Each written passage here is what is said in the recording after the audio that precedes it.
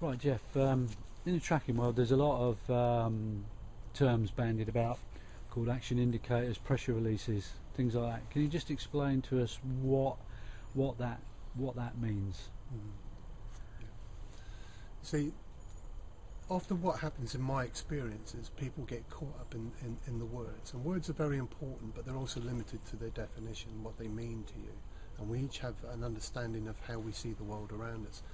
And a good example of this is, again, in the UK, there's you know, when you're following a track on the ground, a compression or whatever, there's the term pressure release and action indicator, and there's little debates going on every now and then about what's right and what's wrong and what's the best and what's not the best.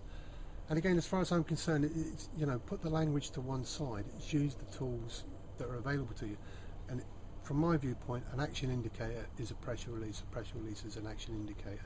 Something's happened on the ground and something's changed, and you've got an indication that that's changed, and that can be caused by pressure on the ground in the track, which gives you an indication of direction change or a stopping, you know, somebody stopping from running or walking or whatever. So, you know, I often find people get caught up in these words, and from my viewpoint, it's about setting your belief system to one side, whatever that might be. And you know, like when I go on courses, why would I want to deny myself the opportunity to learn something new, which I then take away, and if it sits with me and I like it, oh, I really like that idea, okay, I'll work with that and I'll develop it and I'll bring my own style and my own flavour to it. And the bits that don't sit with me, you know, I just put them to one side. I've got them there. But again, it's the toolbox thing, you know, you take it out the toolbox as and when you need it. And if you're allowing yourself to be caught up with words when you're following a track, then what's that going to do to your tracking? Is that going to hinder it, I wonder, you know?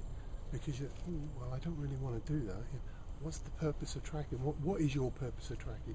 Well, for me, you know, it's hopefully finding somebody if they're lost, or finding an animal that I've never seen before.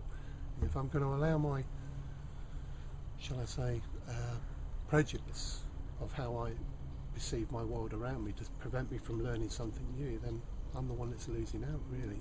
So, you know, I think it's really good if people can kind of not get caught up in them words, and that's why I've gone for the ITM, the integrated tracking method, because I like what's on the physical side, but I also like what's on the other side, and I can use both of them appropriately, you know. And it's not about putting one over the other, you know. That kind of, it doesn't sit right with me.